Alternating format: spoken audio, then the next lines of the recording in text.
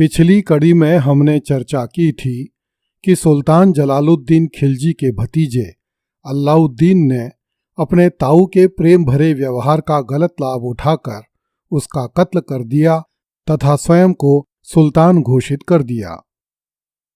दिल्ली सल्तनत का शाही तख्त इल्तुतमिश की मृत्यु के बाद से ही सुल्तानी खून का प्यासा हो चुका था। इस तख्त ने इल्तुतमिश के लगभग पूरे खानदान को ही निगल लिया था। सुल्तान रुकनुद्दीन फिरोज, रजिया सुल्तान, बहराम शाह तथा अलाउद्दीन मसूद शाही तख्त की रक्त पिपासा की भेंट चढ़ चुके थे। बलबन ने किसी तरह स्थितियों को संभाला तथा अपने स्वामी नासिरुद्दीन और स्वयं अपने जीवन की पूरी तरह से रक्षा की। किंतु जैसे ही बलबन की आंखें बंद हुईं, दिल्ली के शाही तख्त ने फिर से सुल्तानों का रक्त पीना आरंभ कर दिया। बलबन ने अपने पुत्र बुगरा खां को अपना उत्तराधिकारी नियुक्त किया था, किंतु वह शाही तख्त की खूनी तबीयत को अच्छी तरह समझ चुका था, इसलिए तख्त पर बैठने की बजाय बंगाल भाग गया था। इसके बाद बलबन ने अपने पौत्र कै खुसरो को अगला सुल्तान बनाने की घोषणा की, किंतु दिल्ली के तुर्की अमीरों ने कै खुसरो को मारकर उसके स्थान पर कैकूबाद को सुल्तान बना दिया। किंतु हर समय दयालुता एवं दरियादिली का प्रदर्शन करने वाले जलालुद्दीन खिलजी ने न केवल लकवाग्रस्त सुल्तान कैकूबाद को लातों से मारकर यमुना जी में फेंक दिया, अपितु शिशु सुल्तान क्यूमर्स को भी गला घोंटकर मार डाला था और स्वयं दिल्ली के तख्त पर बैठ गया था। सुल्तानों के खून में भीगा हुआ दिल्ली का शापित शाही तख्त जलालुद्दीन को भी जीवित कैसे छोड़ देता। आखिर वह दिन बहुत जल्दी आ गया जब अलाउद्दीन ने अपने चाचा को धोखे से मारकर धरती पर गिरा दिया तथा उसका सिर कटवाकर भाले पर टंगवाकर कड़ा, मानिकपुर एवं अवध के शहरों में घुमवाया। जियाउद्दीन बर्नी का ग्रंथ तारीख़ फिरोज शाही एकमात्र उपलब्ध समकालीन ऐतिहासिक स्रोत है जिसके माध्यम से जलालुद्दीन खिलजी के शासनकाल की घटनाओं की जानकारी मिलती है। इस ग्रंथ का नाम तारीख़ फिरोज शाही इसलिए रखा गया क्योंकि जलालुद्दीन खिलजी का असली नाम जलालुद्दीन फिरोज था। जियाउद्दीन बर्नी जलालुद्दीन खिलजी का घनघोर आलोचक था क्योंकि उसकी दृष्टि में जलालुद्दीन खिलजी एक उदार शासक था। इसलिए जियाउद्दीन बर्नी ने अपने ग्रंथ में उन्हीं घटनाओं को लिखा जो जलालुद्दीन की नीतियों को असफल घोषित करने के लिए पर्याप्त थीं। जलालुद्दीन खिलजी दिल्ली का पहला सुल्तान था जिसने उदार निरंकुशवाद के आदर्श को अपनाया। वह सफल सेना नायक था और एक शक्तिशाली सेना उसके अधिकार में थी, फिर भी उसने सैनिकवादी नीति को त्याग दिया।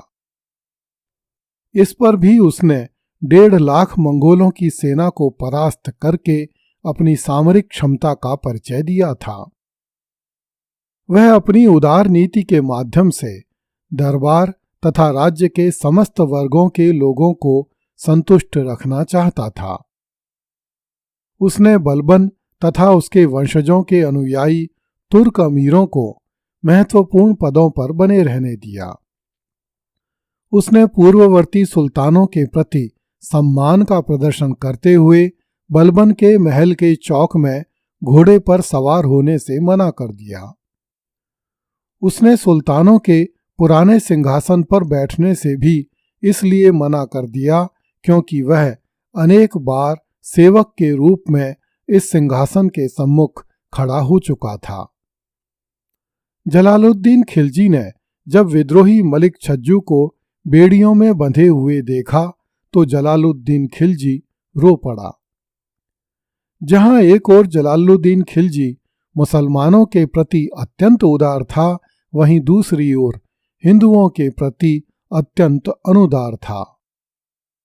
उसने झाइन में मंदिरों को तोड़ा तथा अपवित्र किया और देव मूर्तियों को नष्ट किया।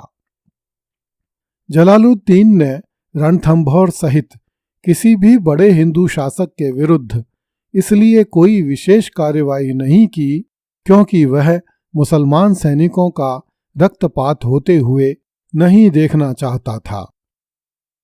4 वर्ष के संक्षिप्त शासनकाल में जलालुद्दीन खिलजी की सबसे बड़ी उपलब्धि यह है कि उसने जीर्ण हो चले इलबरी तुर्कों के शासन को नष्ट करके दिल्ली सल्तनत में नए राजवंश की नींव रखी।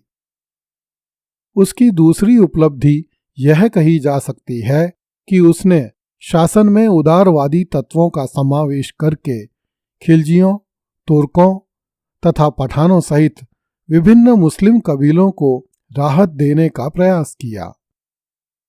उसकी तीसरी सबसे बड़ी उपलब्धि यह है कि उसने मंगोलों के एक बड़े समूह को इस्लाम का अनुयायी बनाकर उन्हें अपनी सेवा में रख लिया। इस प्रकार यह कहा जा सकता है कि जलालुद्दीन खिलजी इस्लामिक संसार का पहला सुल्तान था जिसने मंगोलों को सबसे पहले इस्लाम में लाने का सफल प्रयास किया था। दिल्ली सल्तनत के इतिहास को आगे बढ़ाने से पहले हमें जलालुद्दीन की इस सफलता पर थोड़ी चर्चा करनी चाहिए।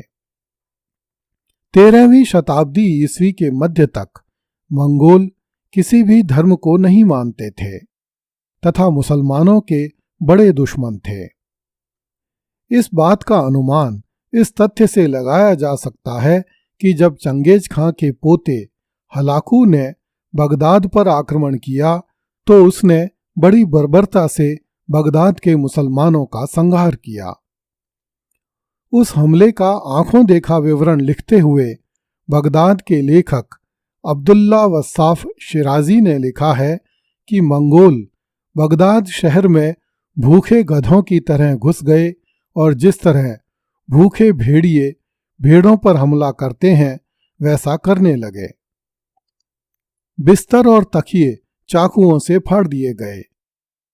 महल की औरतें गलियों में घसीटी गईं और उनमें से हर एक तातरियों का खिलौना बनकर रह गई। ईस्वी 1252 में हलाकू का छोटा भाई मंगू खां मंगोलों का नेता हुआ। उसे मंगोलों के इतिहास में खान महान कहा जाता है। वह अपने भाई हलाकू की अपेक्षा उदार था। इसलिए उस काल के मुसलमानों, ईसाइयों तथा बौद्धों में होड़ मच गई कि किसी तरह मंगू खां को प्रसन्न करके उसे अपने धर्म में सम्मिलित कर लिया जाए। पोप ने भी रोम से अपने एलची मंगू खां के पास भेजे। नस्तोरियन ईसाई भी पूरी तैयारी के साथ मंगू खां के चारों ओर मंडराने लगे। मुसलमान और बौद्ध प्रचारक भी तेजी से अपने काम में जुट गए। किंतु मंगू खां को धर्म जैसी चीज में अधिक रुचि नहीं थी।